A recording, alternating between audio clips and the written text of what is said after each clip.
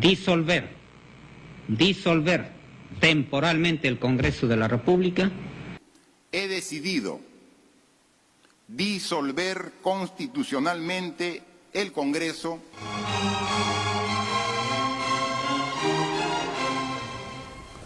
Amigas, amigos, muy buenas tardes. Estamos aquí con José Carlos Requena para una nueva entrega de nuestro programa Conversando la Historia, y en esta oportunidad tenemos un tema bastante interesante, bastante vigente, ¿no?, que son los enfrentamientos que hay entre los poderes del Estado, legislativo y ejecutivo, ¿no? Nos acompaña José Carlos, quien él es comunicador social por la Universidad Nacional Mayor de San Marcos, tiene una maestría en la Pontificia Universidad Católica en Historia y actualmente es columnista en el diario El Comercio, y también se ha desempeñado como profesor universitario en la UPC y en ESAN.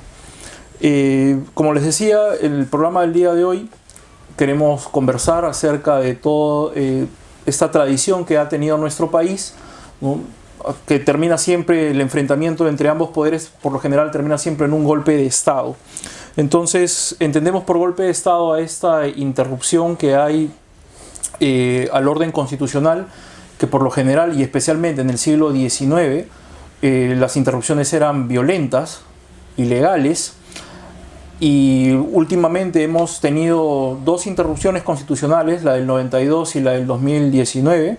Trataremos de dilucidar con José Carlos si realmente esto fue un golpe de Estado o no. Me refiero a la del 2019, donde vemos pues de que lo que dice la Constitución política, de que el poder político es propiedad de los civiles, no ha sido tan cierto a lo largo de nuestra historia. La historia republicana y se inicia, ¿no?, con un golpe de Estado, ¿no? Tenemos el famoso motín de Balconcillo, ¿no?, donde el general Santa Cruz, o en ese momento coronel Andrés de Santa Cruz, termina dándole un golpe de Estado a la Junta Gubernativa, que estaba conformada por 3 personas, cuya cabeza visible era el general Lamar, José de Lamar, y terminan imponiendo al coronel José de la Ribabuero y Sánchez Boquete, quien se convertiría en el primer presidente de nuestro país. En este libro, llamado Objetivo, Palacio de Gobierno, su autor, el general Felipe de la Barra, nos hace una mención interesante, ¿no?, de que hasta 1962, porque este es un libro antiguo, han habido 25 interrupciones, ¿no?, desde 1822, cuando se produce el golpe de Estado de Santa Cruz en favor de Ribabuero. 25 interrupciones, y habría que agregarle después la número 26, que vendría a ser la del general Velasco Alvarado, y luego estas interrupciones constitucionales, el autogolpe de Fujimori y lo ocurrido el año pasado con el presidente Vizcarra.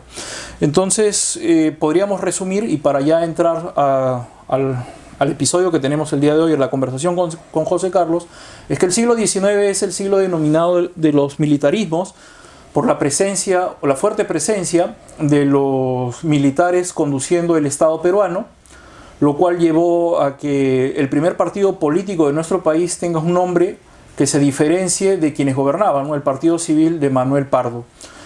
Entonces, para ya hablar del siglo XX y de estas interrupciones democráticas, concretamente entre los enfrentamientos que han habido entre los poderes del Estado, vamos a conversar pues con José Carlos, a quien le damos una cordial bienvenida, y empecemos hablando de este tema, ¿no? ¿Qué tal, José Carlos? ¿Cómo estás? ¿Qué tal, Jorge? ¿Cómo estás? Bueno, tú te has referido al siglo XIX. En el siglo XX también son muy frecuentes las interrupciones de los regímenes democráticos, civiles, como se quiera llamar. Y de hecho, recordarás tú que cuando Ollantaytamala, un militar que llega al poder por las urnas, toma el poder el año 2011, había mucho temor de que el famoso ciclo que hacía que cada 12 años, o que más bien un régimen democrático no superara los 12 años de vigencia, las alertas volvieron a activarse, ¿no? No fue lo que pasó. Esta vez esos 12 años se hubieran cumplido el año 2002, efectivamente, y sin embargo hemos continuado por un régimen civil. Eso, sin embargo, no nos ha privado de interrupciones como la que tú has mencionado del año 2019. Ahí sí tú preguntabas, ¿es un golpe o no es un golpe? Mira, desde la ciencia política lo definen como un golpe ejecutivo, ¿no? Que básicamente la rama ejecutiva cierra la rama legislativa.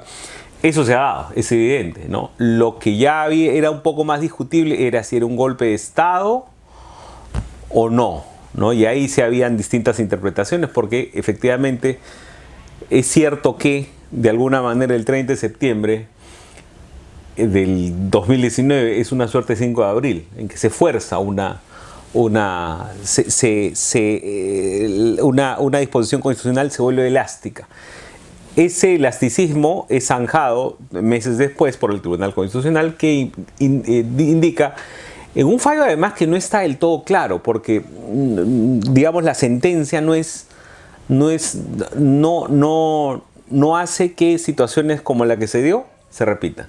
Y en realidad más se refiere a lo que se interpretó en su momento como un abuso del legislativo, que a un uso elástico, como a mi juicio lo era, un uso elástico de una disposición constitucional. Entonces, creo que sí hemos estado en una situación de golpe, pero a diferencia del año 92, no se intervino el Poder Judicial, no se intervino la Fiscalía.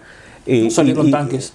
Salieron, pero digamos, tanques como tal no, pero sí había una restricción al movimiento. Recordarás que en muchas calles del centro de Lima no se podía ingresar, los congresistas no podían, los congresistas del Parlamento disuelto me refiero, recién a los pocos días los de la Comisión Permanente pudieron ingresar. O sea, sí habían restricciones, aunque mínimas, a las libertades, pero no al nivel del 92. En el 92 recordarás que los partidos políticos fueron tomados por los militares o fueron visitados, los medios de comunicación fueron tomados por los militares. Entonces eso no había en el 2019, ¿no? Y quizás son también signos de los tiempos que pasamos del 2016, ¿no? Bien, vamos a tratar de ir a cero en el siglo XX, ¿no? Entonces vamos a hablar del primer enfrentamiento que hay entre estos dos poderes del Estado, que devienen en una situación que le llamamos golpe de Estado, cuando intervienen los militares y terminan deponiendo al presidente constitucional. Entonces el primer antecedente sería en 1912 gana Guillermo Billinghurst, gana, digo, entre comillas, las elecciones porque él había llamado a una huelga en el mes de mayo, ¿no? En la fecha que se celebraron las elecciones, había llamado a un paro, ¿no? Entonces, al no alcanzar los votos necesarios, es el Congreso el quien lo termina escogiendo. Y es un Congreso donde Billinghurst tiene oposición porque no tiene el respaldo de un partido político, y eso es algo que deberíamos empezar a tener en cuenta, ¿no? Y luego conversaríamos un poco también ya de un enfrentamiento mucho más tenso, que es entre el APRA, ¿no? Del 45, cuando Bustamante es elegido presidente, para luego hablar ya de un enfrentamiento bastante encarnizado, que es, políticamente hablando, que es entre Belaúnde en el 63, cuando ganan las elecciones, hasta el golpe de Estado del 68 de Velasco. Y ya luego entraríamos a ver lo de Fujimori para finalmente cerrar con Vizcarra, ¿no?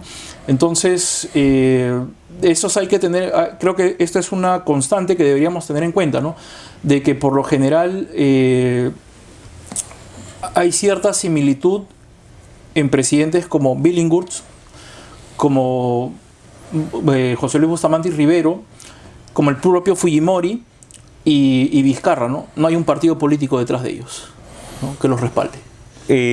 Bueno, digamos, no hay un partido político, por lo menos no hay cuadros políticos detrás, ¿no? Efectivamente, Fujimori, para ir al antecedente más reciente, desde el inicio de su gestión se apoya en el sector militar. O sea, el golpe del 92, el autogolpe del 92, no hubiera sido posible si no se contaba con el respaldo militar.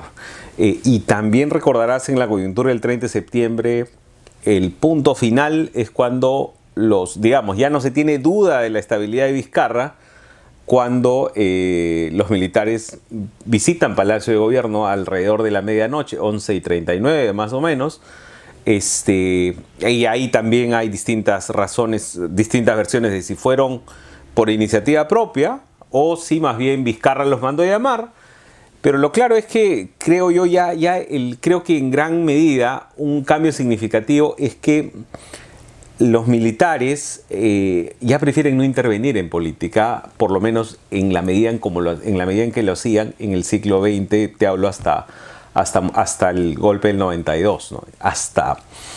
Ya en el nuevo milenio, obviamente tienen un rol, en los años de Toledo sobre todo, hay un control civil del Ministerio de Defensa, eso ha ido cambiando a lo largo de los años, pero creo que han terminado de entender que es muy costoso meterse en política como se metían en los años, en el siglo XX. Costoso en términos institucionales, si quieres, ¿no? O sea, salen con muchos juicios, sin duda, hay gente que se beneficia.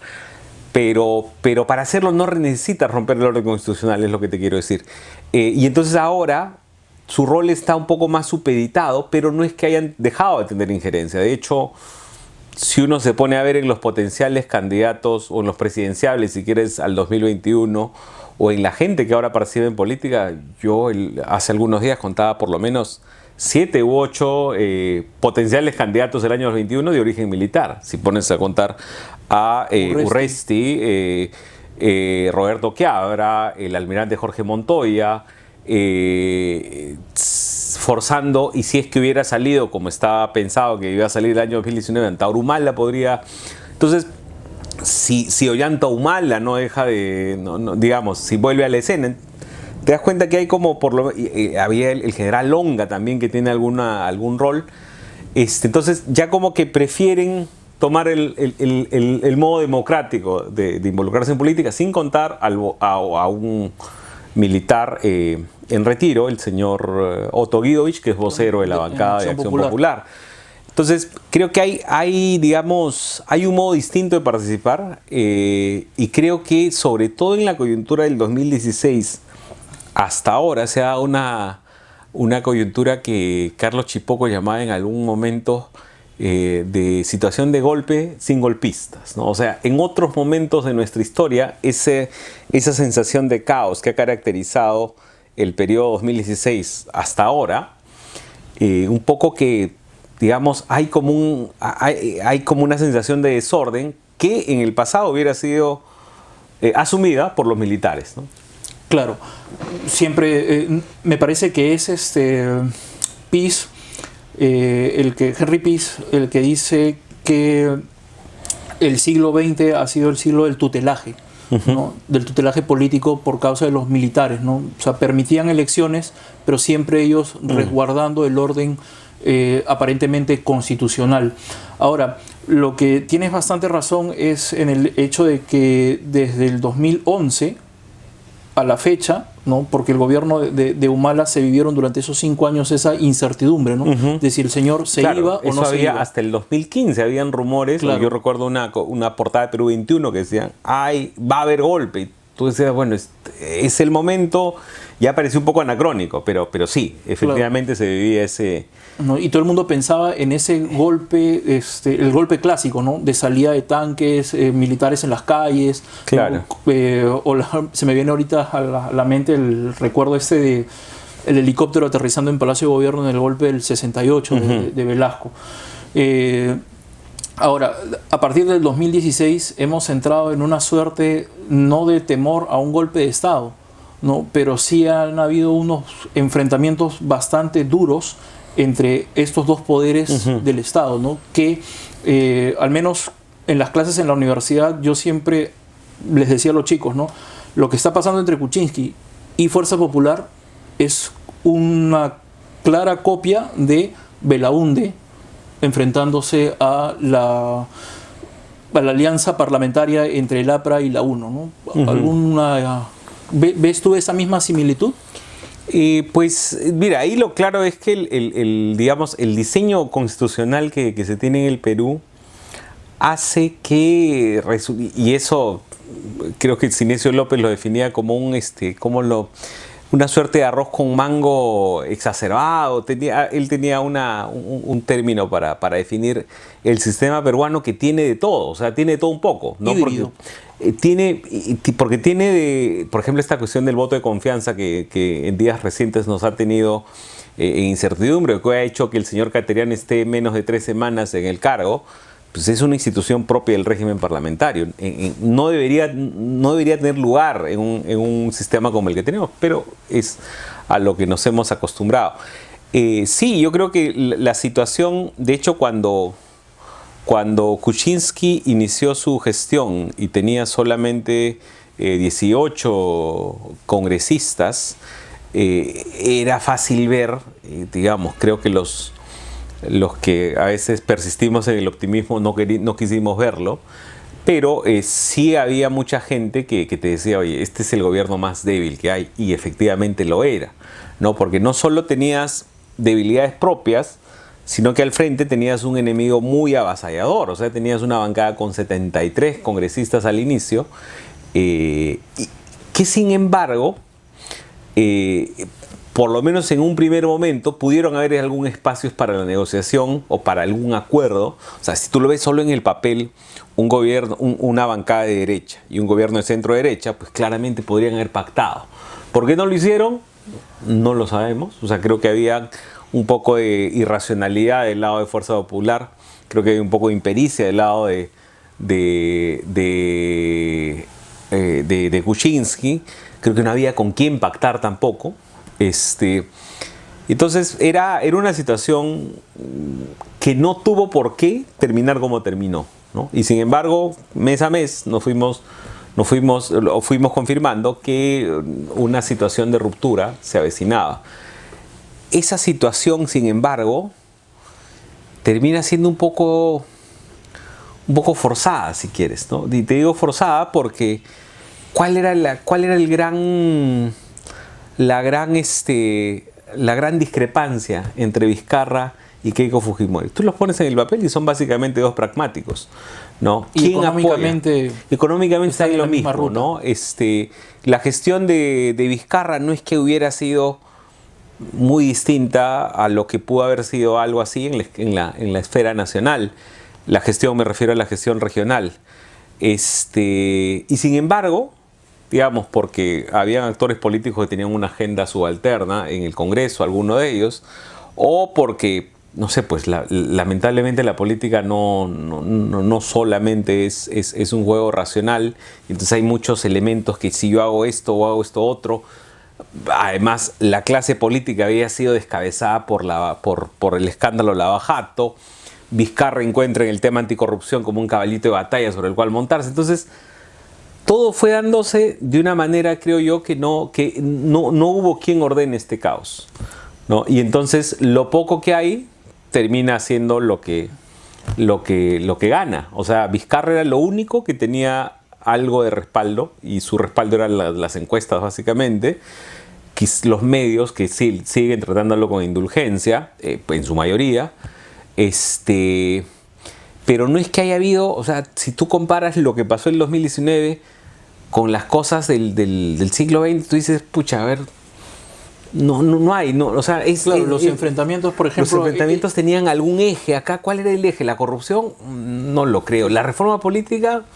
Por ejemplo, en el quinquenio belaundista, ¿no? 63-68, los ministros caían, pero a cada momento, ¿no? Gabinetes uno detrás de otro, ¿no? Claro. Había un enfrentamiento, ideológicamente hablando, Sí. era la pugna, ¿no? Entonces Sí, se frenaron la reforma agraria, ¿no? De eso se le acusa al partido aprista, ¿no? Con sus aliados de la UNO. Entonces, eso no se ha observado Claro. en este quinquenio actual. Yo no lo vi tan claramente, ¿no? Y incluso en la del 92, básicamente la justificación de Fujimori era, oye, no me dejan hacer las reformas que yo quiero hacer, ¿no? Lo cual tampoco es tan cierto, pero eso fue sobre lo que él se trepó, ¿no? Ahora tú dices, a ver, pucha, ¿cuál es la gran discrepancia? Yo no le encuentro comprensión. Y de hecho, si recordamos cómo empezó su gobierno Vizcarra, cómo en esos primeros meses parecía, y por lo menos yo que sigo la política con algo más de cercanía y a veces con algunas fuentes reservadas que no necesariamente se filtran a medios, pues tú veías que había por lo menos un nivel de diálogo entre lo que hacía. De hecho, recordarás, Vizcarra entra y dice, ningún ministro del gobierno de Kuczynski va a estar en mi gabinete. Y así cumple. Y a las pocas 2 o 3 semanas, además, invita al presidente del Congreso, Luis Galarreta, a promulgar una ley en el Congreso. Hay una foto en la que Galarreta está en el Palacio de Gobierno. O sea, había mucho y habían algunas consultas a nivel de, oye, pienso poner a esta persona en un alto cargo. ¿Qué piensas, no? A ese nivel y en eso el rol que jugó César Villanueva en algún momento fue fundamental. Eso fue cambiando por los meses, quizás porque Vizcarra se dio cuenta que le podía ser muy costoso en términos de aprobación popular, o en términos de que también quizás él vio una agenda que de nuevo hay cosas. Mira, siempre al Congreso disuelto se le quiere asignar muchísimas culpas, ¿no? Yo no sé qué tanto de eso sea verdad, o sea, yo no sé qué tanto los cuellos blancos estaban en el Congreso, o qué tanto los cuellos blancos son una cosa muy particular y no es algo generalizado, porque ese es otro tema. En algún momento, ese es uno de los poderes, tú has hablado de los militares, pero uno de los poderes que básicamente ha sido inalterable aún desde el 92 es el Poder Judicial, ¿no? O sea, el Poder Judicial en los 90 termina siendo cooptado por el fujimorismo, pero no es que a partir de Toledo sea un Poder Judicial prístino y absolutamente confiable. Y entonces, claro, perdona la digresión, pero lo que te quiero decir es que no es que lo de los cuellos blancos haya sido un tema muy particular y que en consecuencia sea una mafia que tenga el poder de digitar o de favorecerse solamente el Congreso. Entonces, creo que hay muchas más cosas y hay mucho más de accionar irracional que solamente de mafia, ¿no? O sea, yo creo que hay la realidad es algo mucho más compleja de lo que los entes polarizados lo han querido retratar. Y digo entes polarizados por aquellos que piensan que básicamente una mafia cooptó el Congreso, o aquellos que piensan que la única solución era luchar con las armas con las que hizo Vizcarra, ¿no? Bien, vamos a retroceder un poco más, ¿no? Ahora vamos a la interrupción de 1948, ¿no? Y ahí hay algo que llama bastante mi atención, porque es un gobierno que la alianza que lleva a José Luis Bustamante y Rivero al gobierno es eso, ¿no? Es una alianza donde está el APRA, ¿no? Que es la gran mayoría en ese momento. Hay un apoyo del Partido Comunista también. Están los socialistas y de ahí hay un grupo minoritario, ¿no? Partidos pues que no tuvieron larga duración. Pero sin embargo esa alianza se rompe porque los apristas creían merecer mayores puestos en el Ejecutivo. Creían que Bustamante, y hasta cierto punto era cierto, había ganado la presidencia gracias al voto de ellos, ¿no? Y esto termina mal porque hay este roce, ¿no? Entre este enfrentamiento que hay entre el APRA básicamente y Bustamante, ¿no? Entre el Congreso, porque el APRA tiene la mayoría, ¿no? Y la figura de Bustamante, que terminan desgastándolo porque quiere Bustamante gobernar por su lado, ¿no? Y que los apristas se sometan a su dirección, porque Bustamante está convencido de que él les va a enseñar el camino democrático por donde el APRA tiene que ir para que de esa manera bajen los decibeles de los postulados revolucionarios, ¿no? Entonces, pero vemos ahí que es un gobierno que inicia con una mayoría, ¿no? Y que termina en un golpe de Estado, ¿no? Claro, y ahí también de nuevo tú tenías un partido organizado como era el APRA, y tenías a un líder que, sin ser lo carismático que ahora que ahora se aspira a que sean los líderes, tenía mucha ascendencia. Digamos, era más un poder más... Y claro, Bustamante Rivero ha vivido hasta los 80s, ¿no? Claro. O sea, era una cosa más patricia, si quieres.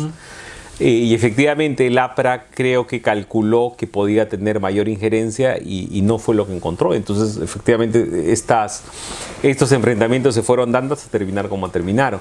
Hay muchos,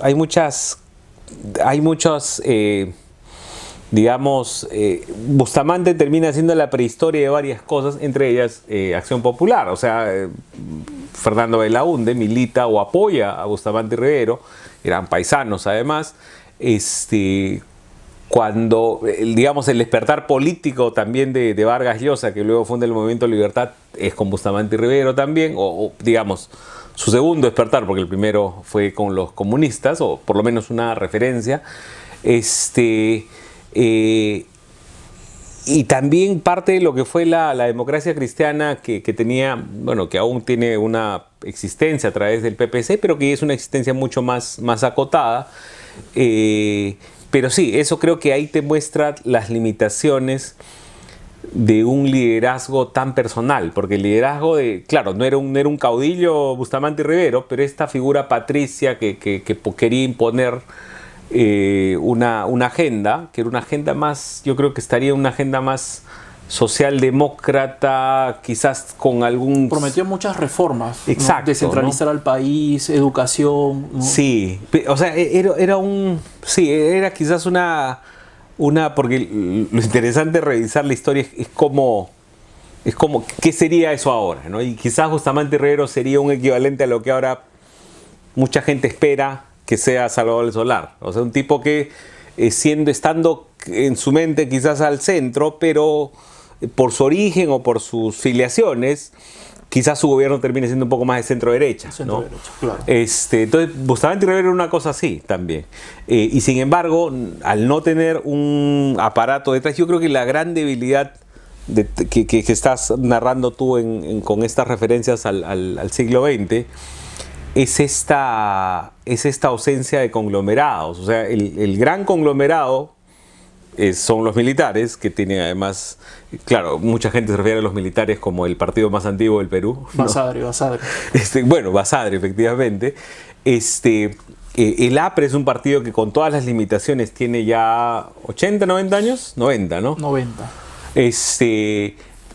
Bustamante termina siendo una referencia, o sea, sí, es una referencia importante, pero no deja legado. Y creo que esa es la gran limitación de estos liderazgos que se forjan tanto sobre personas. Tú me dirás, bueno, pero el APRA también era, y de hecho el APRA es un proyecto basado en la figura de la Torre. Desaparece de la Torre, hay un periodo entre el 80 y el 83 de transición hasta el liderazgo de García. García es el líder indiscutible hasta los 90, en que mucha gente, incluso alguna gente lo quería expulsar del APRA. Estuvo un voto de que lo expulsen. Estuvo un voto, imagínate. Pero ahí, de nuevo, hay un conglomerado detrás. Con todo lo que tú quieras, con todo lo que puedas, con todo lo personalista que pueda hacer eso, hay algo detrás. ¿Qué identidades en la actualidad tienen esa fuerza? Pues yo pensaría, bueno, el APRA está en una transición complicada, pero ya cada vez es menos lo que hay, ¿no? Claro. Entonces cada vez es una aridez mayor. Sí, me gusta lo que dices, disculpa que te corte, me gusta lo que dices de Bustamante y esta idea del patricio, ¿no? Del hombre que sabe de política, aun cuando él mismo se autodefinía como un hombre que no era muy político, ¿no? Cuando se produce el golpe de Estado de 1930 y él escribe el manifiesto, ¿no? Me refiero al golpe de Estado de Sánchez Cerro contra Leguía, él se aparta, a pesar de haber sido durante muy breve tiempo ministro en el primer tiempo, como le dicen, de Sánchez Cerro, antes de ganar la presidencia, él se aparta, ¿no? Y de ahí regresa impulsado por esta idea del Frente Democrático, ¿no? En las elecciones del 45. Luego él es derrocado en el 48, se va a Argentina exiliado. En el 49 escribe unas memorias interesantes, ¿no? Sobre los 3 años que él estuvo en el poder, donde él habla acerca de la campaña, sus intenciones como presidente, el enfrentamiento con el APRA, ¿no? Y de ahí la figura de Bustamante se pierde, ¿no?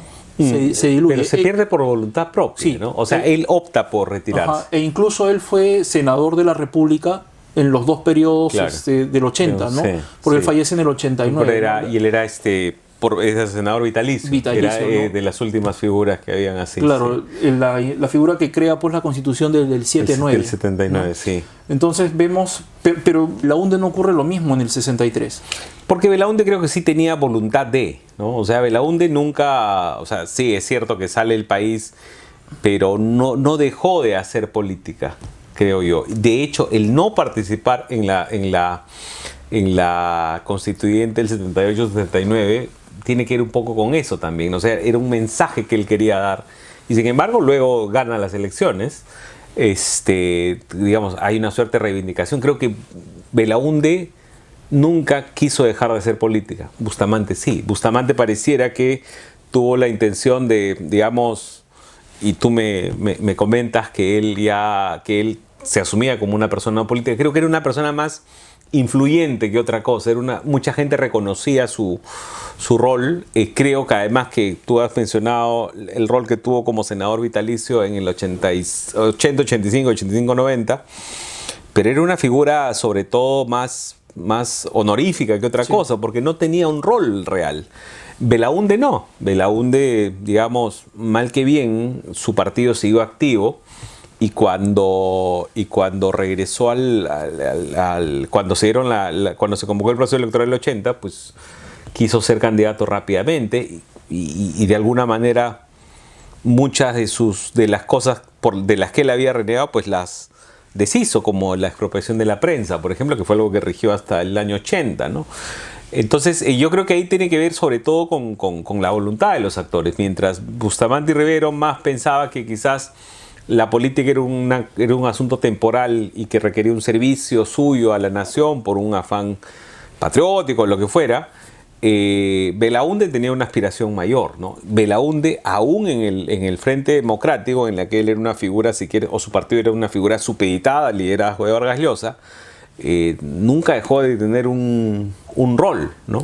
Y ahora que mencionas a Vargas Llosa y la elección del 90, el mismo autor del Pez en el Agua, ¿no? Él dice que Belaúnde decía que él debía ser el candidato del Frente Democrático, ¿no? Porque tenía los pergaminos, no había sido 2 veces presidente. Ahora, hay otro dato más que también el mismo Vargas Llosa en el mismo libro repite acerca de Bustamante y Rivero en las elecciones del 56. Se esperaba que él sea el candidato, ¿no? O al menos ese sector que tú mencionabas, que ahora le podríamos llamar centro derecha moderada, ¿no? Con una fuerte vocación cristiana, o los orígenes de lo que devendría en la democracia cristiana, esperaban que sea Bustamante y Rivero el candidato en el año 56. Y Bustamante y Rivero no lo fue. Y ahí es que se da esto que te menciono en la voluntad, ¿no? Él no tenía voluntad, claro. Creo que ya... Ahora, volviendo sobre el enfrentamiento que hay entre el APRA junto con la Unión Nacional Odriguista, el partido del expresidente Odría, se enfrenta a Belaúnde y a la democracia cristiana, ¿no? Y ahí hay un enfrentamiento que, como hace un momento te decía, ¿no? Los gabinetes caían uno detrás de otro, no recuerdo. Y por razones absolutamente irracionales. Como no saber el precio del arroz, claro, creo, en Ica, ¿no? Corrígeme, pero a un ministro lo censuran por utilizar la palabra semántica. Claro, es Acueto Fernandini. No, es Acueto Fernandini, efectivamente. Ministro de Educación. Sí, lo censuran porque dijo semántica y un congresista pensó que lo estaban insultando y empezó toda una cuestión, ¿no? Entonces, claro, lo cual también pone en cuestión los supuestos pergaminos de los congresos previos. Los congresos creo que siempre han sido conglomerados problemáticos, ¿no? No, de hecho, ¿no? Y en eso que tú dices, conglomerados problemáticos, se observa esa lucha que hay, que va desgastando no solamente al gobierno, ¿no? Del APRA, perdón, de Acción Popular, no solamente va desgastando esa alianza que se forma, sino también en la oposición, porque para el año 68 lo que en un inicio en un inicio del gobierno era Acción Popular junto con la democracia cristiana, se parte, ¿no? Y de Acción Popular sale la Acción Popular Socialista de Edgardo Seoane, y por el otro lado también ocurre algo similar, ¿no? Julio de la Piedra se abre de la Unión Nacional Odriguista. ¿Por qué razón? Porque él quería seguir apoyando a los apristas cuando Odría ya no. Entonces, lo que vemos es que estos enfrentamientos entre estos poderes del Estado no solamente afectan la gobernabilidad, sino también al interior de los partidos políticos. Sí, sin duda, ¿no? Creo que esos son disparadores de algunos desenlaces, ¿no? Ahí tú has mencionado la democracia cristiana, un sector de la democracia cristiana también terminó apoyando a Velasco, ¿no? Claro, y antes de eso se parten, ¿no? Y antes de eso se habían partido, efectivamente, sí. Sale pues el... Cornejo Chávez sí, por un lado, claro, y el Bedoya PPC, por el otro, ¿no? Claro. Bien, ahora vamos a un poco, ya para ir terminando, hablemos un poco de lo que ocurre ya en los 90s, ¿no? Porque resumiendo, tenemos en el 45 a un hombre que no es un político convicto y confeso, pero que encabeza una iniciativa que lo lleva al gobierno, apoyado o sentado en el APRA, que es el partido político más importante, me atrevería a decir, del siglo XX. Y luego tenemos en el 63 estas alianzas en un sistema de partidos políticos que funcionan, porque tienes derecha, tienes izquierda, tienes centro. Gana Acción Popular, tiene el apoyo de la democracia cristiana, se enfrenta a la oposición que vendría a ser el APRA con la Unión Nacional Odriguista, ¿no? Y viene el golpe de Estado por los enfrentamientos que ya hemos mencionado, ¿no? Básicamente una de las razones por las que se produce el golpe es por ese desgaste, ¿no? Que no hay un claro horizonte, ¿no? En gobernar, porque no se ejecuta la reforma agraria, ¿no? Que había sido, pues, por así decirlo, el encargo de la Junta de Gobierno del 62, ¿no? Se había dado una ley, ¿no? Para decretar unas bases para hacer una reforma agraria. Pero bueno, llegamos al año 90 y aparece el llamado outsider Fujimori, ¿no? El fenómeno Fujimori, que es también alguien sin un partido político. Es un movimiento electoral, Cambio 90, con apoyo de apristas y de la izquierda, derrota a Vargas Llosa, y realmente Fujimori no podía gobernar. ¿O tenía ya, o crees tú que había ya esta idea preconcebida de preparar un golpe? Mira, yo creo que Fujimori, a alguien como Fujimori no se entiende si no se entiende el colapso del sistema de partidos que se instauró en los 80. Y ahí es, creo que la explicación, la interpretación que hace Martín Tanaka, creo que es en los espejismos de la democracia, creo que es lo más cercano, ¿no? Porque, claro, tú tienes un sistema que recordarás era Enrique Chirino Soto, que siempre hablaba de estos supuestos, los tercios, ¿no? El tercio de izquierda, el tercio de derecha y el tercio de centro, ¿no? Eso más o menos, en términos generales, se ha dado en todo esto que tú has mencionado desde los 40, como que han habido esos 3 tercios, ¿no? Eso también se ve en los 80 ya de manera más institucional. Entonces tú tenías con matices a Acción Popular, el PPC a la derecha. Tenías a la izquierda, que en algún momento era la izquierda democrática más grande del continente, la Izquierda Unida me refiero. Y tenías al APRA, ¿no? Bueno, y en la izquierda también obviamente tenías a las opciones terroristas de Sendero Radical. Y el MRTA, las radicales, ¿no? Y tenías al centro que estaba el APRA. No, de alguna manera estos 3 tercios representaban distintas agendas.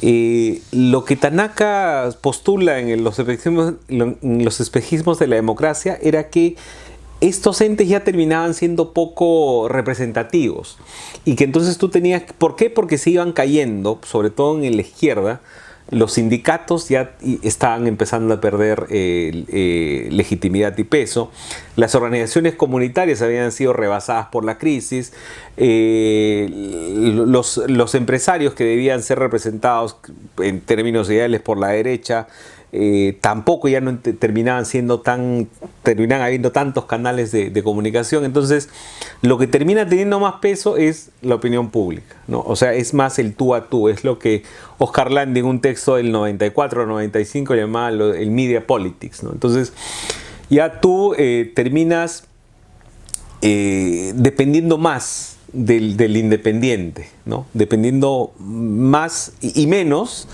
entre otras razones también por la evolución tecnológica. Los medios terminan siendo mucho más importantes, ya ahora ni qué decir, pero terminan teniendo un peso mayor por la rapidez, entre otras cosas. Porque antes, mientras tú forjabas tu criterio político en los partidos o en los sindicatos o en el club de barrio, lo que fuera, y además era un proceso más o menos lento, ahora bastaba con que accedieras a un medio de comunicación o con que te interrelacionaras en otros espacios para que forjes tu opinión. Eso, Fujimori creo que lo entiende con mayor claridad y quizás de manera intuitiva. Yo no creo que Fujimori tuviera algún genio particular. O sea, yo creo que era más que la sociedad avanzaba y la política no avanzaba a esa misma velocidad o con esos mismos criterios. Y entonces la sociedad termina mirando a opciones. La izquierda estaba absolutamente desprestigiada después de lo que había sido las experiencias radicales de los 80. Acababa de caerse el muro de Berlín. La derecha no terminaba de empatar con ese nuevo ánimo, si quieres más. Ese ánimo, yo creo que la derecha pierde mucho cuando no termina de hacer, por ejemplo, el otro sendero algo más suyo, ¿no? Estos discursos más de emprendedor, estas cosas no lo termina de hacer suyo, y el centro había tenido un gobierno muy malo, entonces la gente andaba buscando algo nuevo. Entonces llega Fujimori, que además digamos, obviamente si alguien es candidato a algo es porque tiene alguna aspiración o algo en la cabeza, pero no sé qué tan cercano lo creyó Fujimori, y creo que una evidencia de que no lo vio tan cercano era que postuló paralelamente al Senado, sí, claro, y a la presidencia. Se encuentra con esta casualidad y recordarás que al inicio de su gobierno flirteó con la izquierda y de hecho su campaña la hizo diciendo yo no voy a hacer shock. Claro.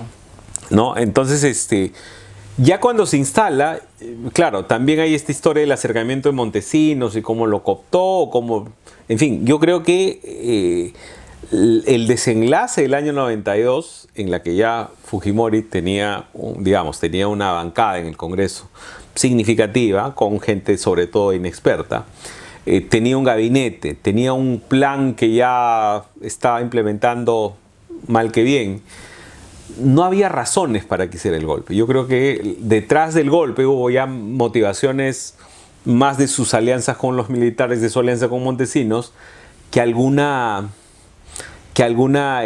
disputa solamente política. O sea, no creo que haya habido un escollo, no creo que no creo que la izquierda y el APRA fueran tan problemáticos, y creo que la derecha, o sea, lo que fue Acción Popular, PPC, Libertad, incluso lo que fue Cambio 90, había espacio para no terminar en el desenlace que se terminó.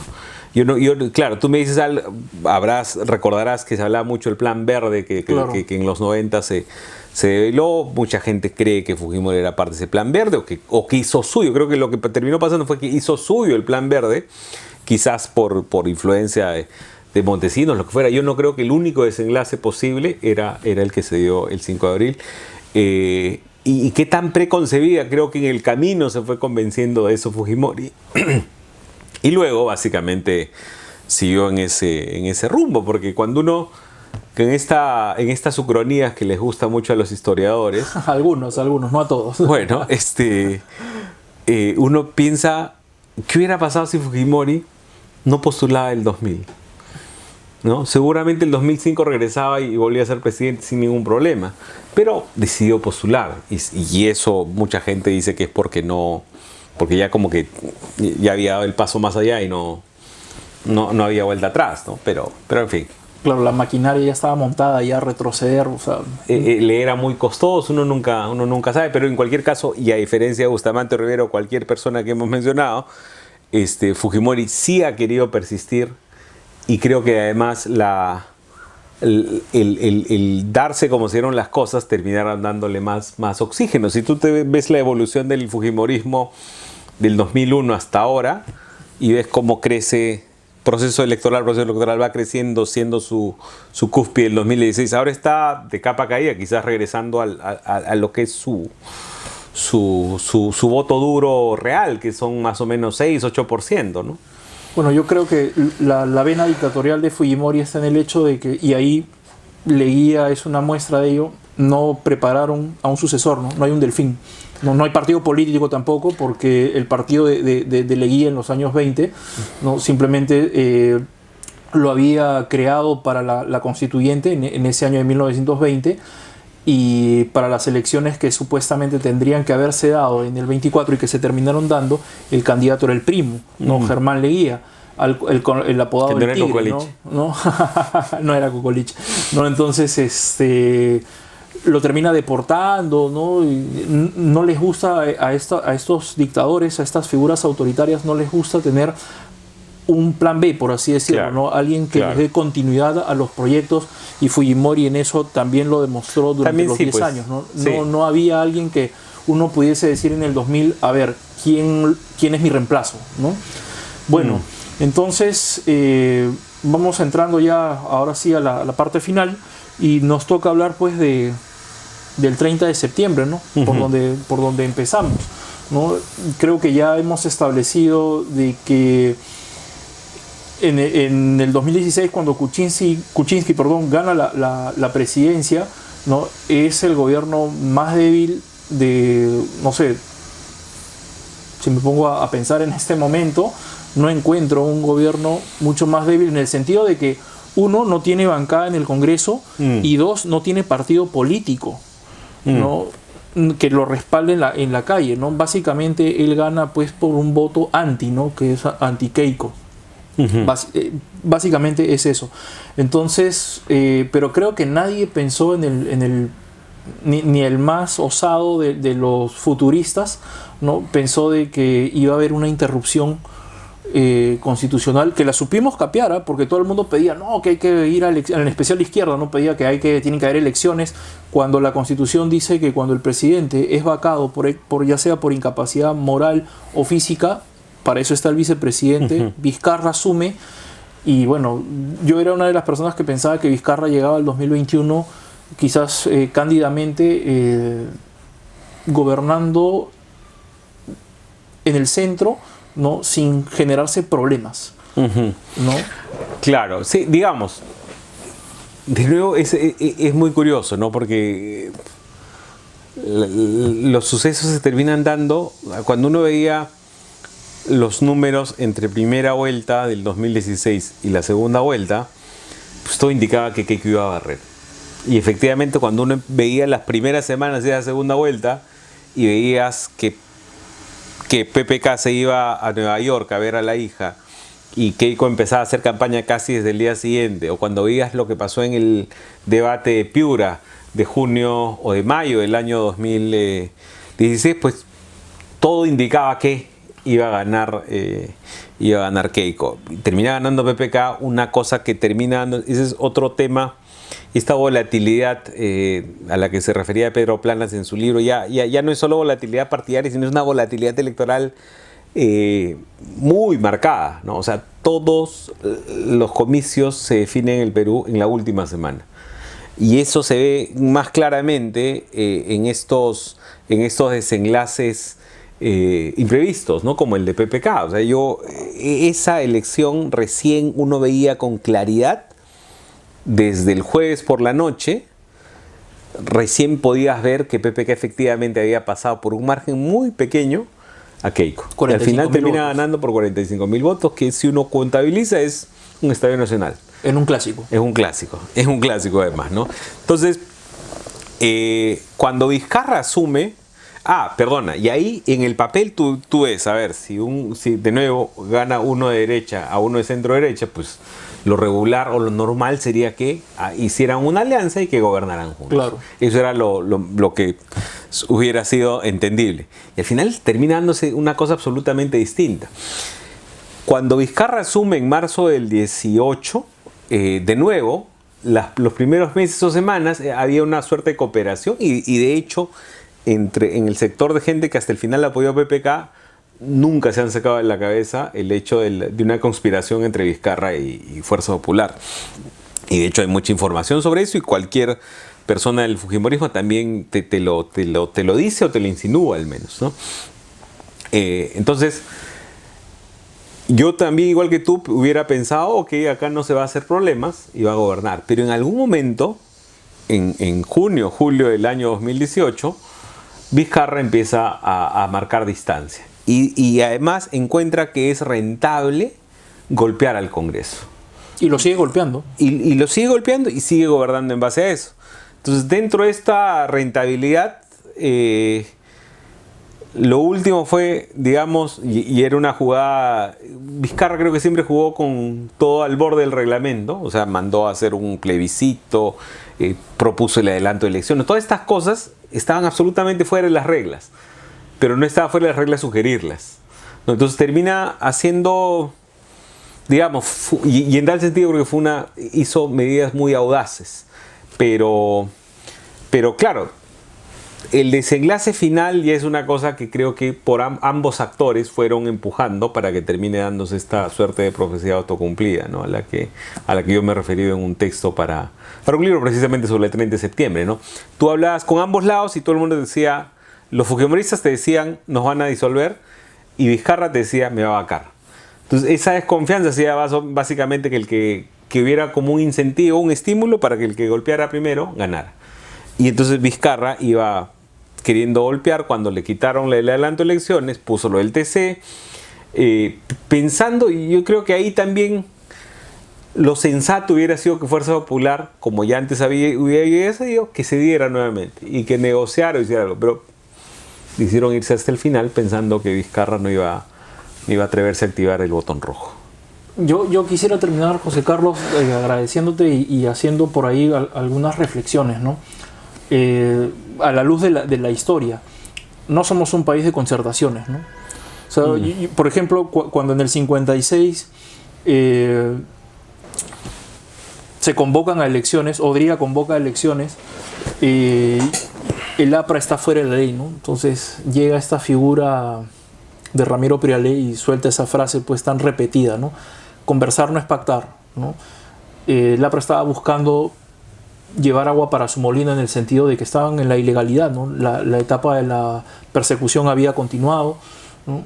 Pero se llegó a una concertación, ¿no? El APRA entró al sistema de partidos y en el gobierno de Prado, e incluso hubo una lista por la cual Raúl Porras Barrenechea estaba en la lista conocida como Amigos del APRA, ¿no? Y Porras pues no era prista ni tampoco pensaba hacerlo, ¿no?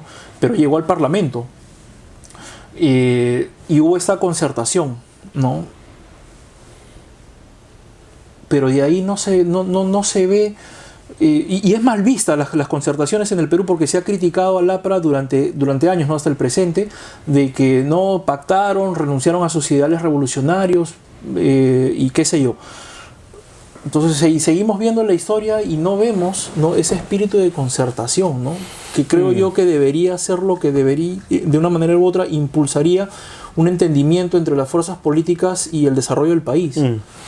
Sí, efectivamente, creo históricamente los pactos no han sido bien vistos y de hecho en tiempos más recientes hasta terminan siendo etiquetados de repartija, por ejemplo. Por ejemplo, una cuestión tan política como elegir a los miembros del Tribunal Constitucional, digamos, la racionalidad de eso es que los actores políticos se pongan de acuerdo. Ya, eso no se ha logrado, nunca. Y cuando se logró durante el gobierno de Humala, el propio Congreso tuvo que retroceder, porque le pusieron la famosa etiqueta de repartija. Y el año 2019, pues terminó siendo la sola posibilidad de que pactes terminó siendo el disparador de la crisis en la que devino el cierre del Congreso, ¿no? Entonces, sí, concertar es muy impopular y creo que a diferencia de otras democracias latinoamericanas donde han habido acuerdos, el acuerdo del punto fijo en Venezuela, el pacto entre liberales y conservadores después del periodo de la violencia en Colombia, en el 48, o yendo a otro lado, el pacto de la Moncloa en España. Esas experiencias en Perú nunca se han dado y acá han sido, quizás lo más cercano podría ser, ya no te hablo de un acuerdo de gobierno, sino un acuerdo de gobernabilidad solamente, ¿eh? Lo más cercano sería el acuerdo nacional, pero terminó siendo tan tan efímero, me refiero a su peso político, porque sigue existiendo. Ahorita claro. Es como una suerte del movimiento de no alineados que sigue existiendo y tú no sabes para qué sirve, ¿no? Y que ahora, de hecho, cuando Vizcarra plantea el Pacto Perú, pues también es visto con escepticismo, porque no pareciera que hay un ánimo real de acordar, y acá gobernabilidad, porque los acuerdos de gobierno son otra cosa, ¿no? Bueno, Piero la decía, país de extrañas gentes, ¿no? Y creo que eso lamentablemente nos sigue definiendo como sociedad. Bueno, con esta cerramos, la de fondo. Steven Levinsky dice en uno de sus ensayos que los golpes de Estado del siglo XXI ya no son con cuartelazos, ¿no? Lo cual a mí me lleva pues a pensar de que definitivamente lo que hizo Vizcarra fue no un golpe de Estado pensando con la óptica del siglo XX, sino con las formas en las que hemos conversado. Entonces, quizás el término no sea golpe de Estado, pero sí una interrupción constitucional. Bueno, el LAPOP, el Latin American Public Opinion Project, lo define como golpe ejecutivo, ¿no? El golpe ejecutivo, básicamente, que la rama ejecutiva se impone a la legislativa. Y en eso, en el Perú, con las cifras del 2017, era el país con más alta tolerancia a eso, que si mal no recuerdo estaba en torno al 35%. Para el año 2019 ese número ya llegaba casi a la mitad, ¿no? Entonces quizás acentuado por el peso que empezaba a tener el Parlamento, pero sí, ya son coyunturas distintas, pero igual esta idea o esta imposibilidad de un equilibrio de poderes democrático y además entendido, maduro, es sin duda algo lejano todavía, ¿no? Bueno, listo, José Carlos, muchísimas gracias. Encantado, vamos gracias. A despedirnos de nuestros amigos del grupo de Facebook de Historia del Perú, una mirada crítica, y a los de nuestro canal en YouTube, tu canal de historia, ¿no? Queremos decirles de que en esta tarde hemos conversado con José Carlos Requena y hemos podido reflexionar acerca de estos enfrentamientos que han habido. Especialmente le hemos hecho mucho énfasis al siglo XX entre los poderes ejecutivo y legislativo. De mi parte será hasta una próxima oportunidad, y una vez más, muchas gracias. Gracias. Saludos.